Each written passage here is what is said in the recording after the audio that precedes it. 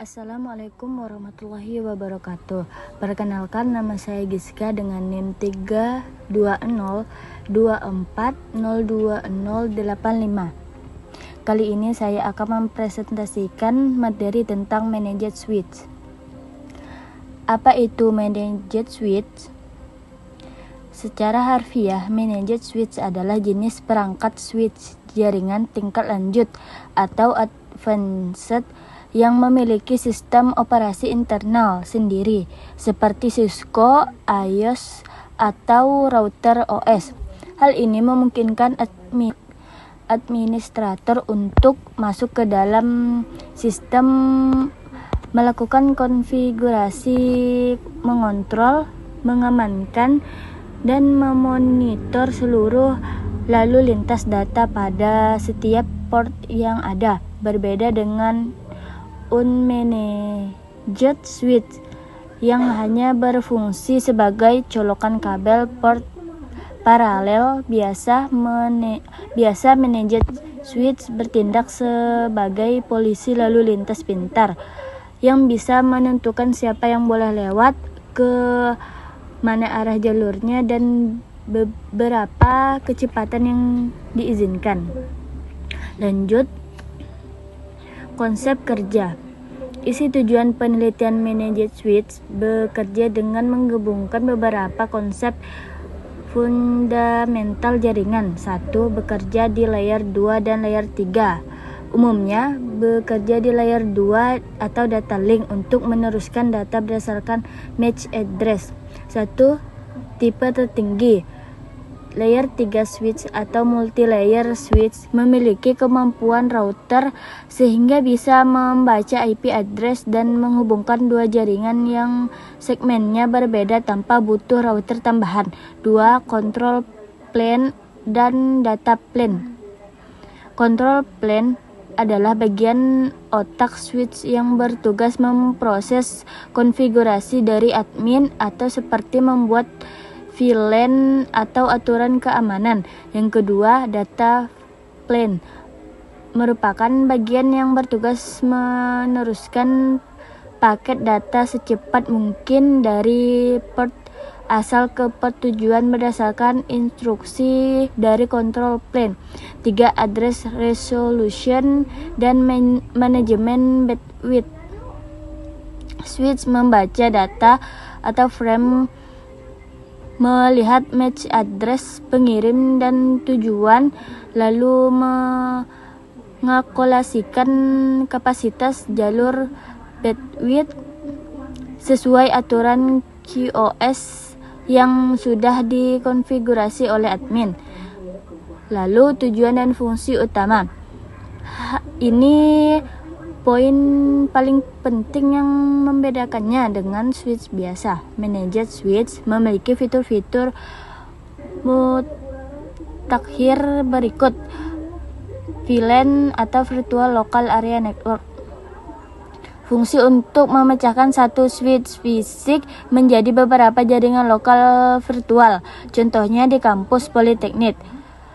Port 1-5 diatur untuk jaringan dosen, port 6-20 untuk jaringan mahasiswa, dan port 21-24 untuk admin kampus. Meskipun dicolok di alat yang sama, mahasiswa tidak akan bisa mengintip atau masuk ke jaringan dosen. Demikian keamanan data.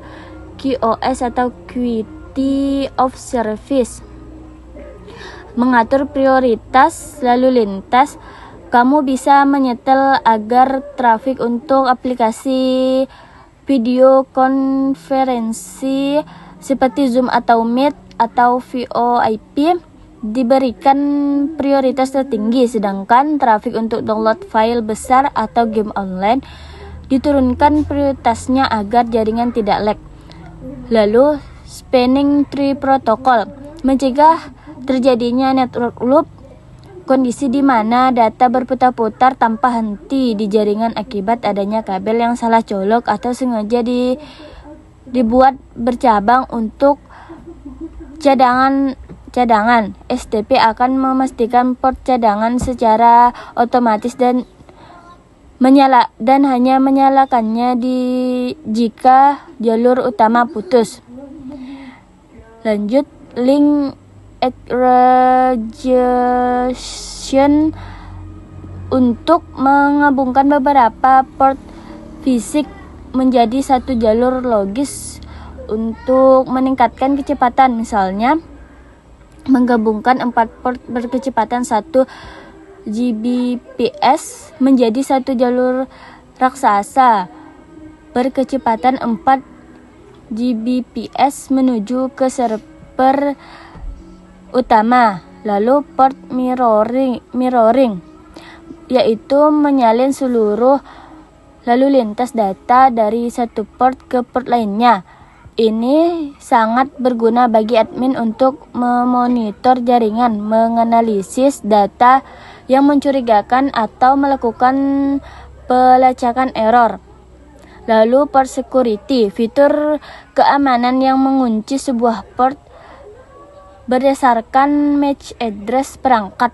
Jika ada orang asing mencoba mencolok laptopnya ke port dinding kampus, switch akan mendeteksi bahwa MAC address-nya tidak terdaftar dan otomatis mematikan shutdown port tersebut. Selanjutnya, perangkat hardware yang digunakan. 1. Ciri-ciri fisik hardware, yaitu port konsol atau series. Port khusus di bagian depan atau belakang switch yang digunakan admin untuk mencolok kabel konsol langsung dari laptop ke switch guna melakukan konfigurasi awal lewat teks CLI.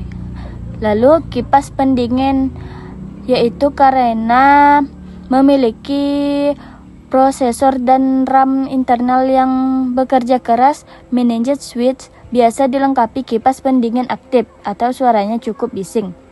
Lalu port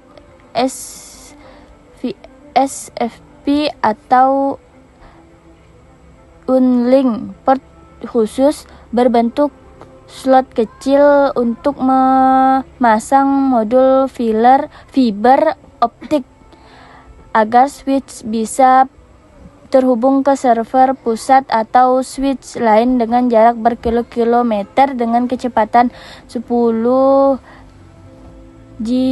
Gbps hingga 40 Gbps. Contohnya untuk produk di pasaran enterprise level, Cisco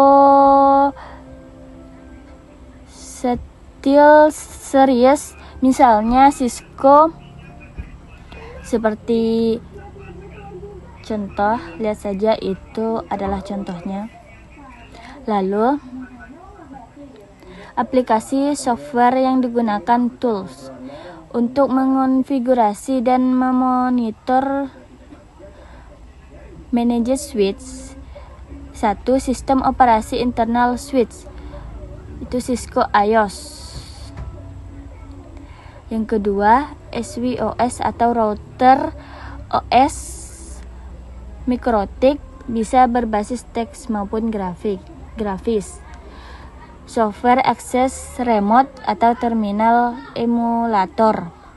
Lalu PUTTY atau Security CRT digunakan untuk masuk ke sistem switch melalui protokol SSH,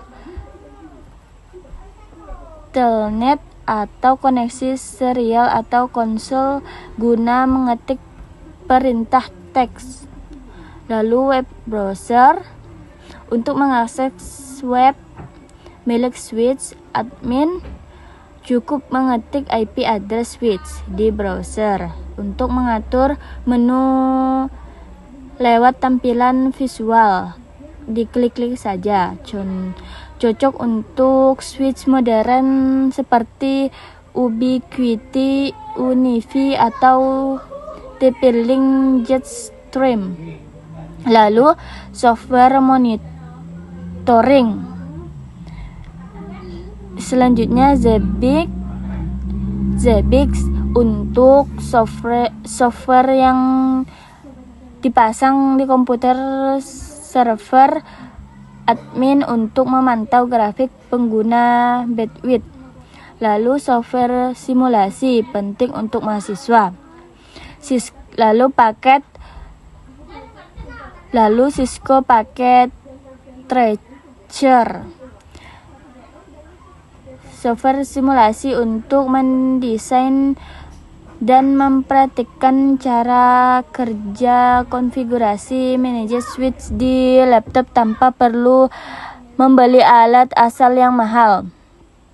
Contoh tampilan penerapan. 1. Penerapan di dunia nyata atau studi kasus jaringan kampus. Bayangkan sebuah gedung kampus politeknik dengan 3 lantai. Lantai 1, ruang administrasi dan keuangan. Butuh keamanan super ketat. Lantai 2, laboratorium komputer informatika. Butuh bandwidth besar untuk praktik. Lantai 3, area terbuka atau kantin atau fasilitas wifi gratis untuk mahasiswa. Dengan managed switch, admin jaringan tidak perlu membeli 3 switch berbeda untuk setiap lantai. Cukup 1 managed switch besar, lalu buat 3 VLAN 10 admin keuangan, VLAN 20 lab informatika, VLAN 30 wifi mahasiswa. Kesimpulannya, kelebihan dari managed switch, jaringan menjadi sangat aman, mudah melacak kerusakan, performa bisa diatur lewat QoS dan sangat fleksibel karena bisa dibagi-bagi jalurnya via VLAN. Kekurangannya, harganya jauh lebih mahal daripada switch biasa, membutuhkan keahlian khusus untuk mengkonfigurasinya, atau tidak bisa asal colok dan memerlukan perawatan rutin atau update firmware keamanan. Itulah presentasi dari materi saya. Kurang lebihnya saya mohon maaf. Wassalamualaikum warahmatullahi wabarakatuh.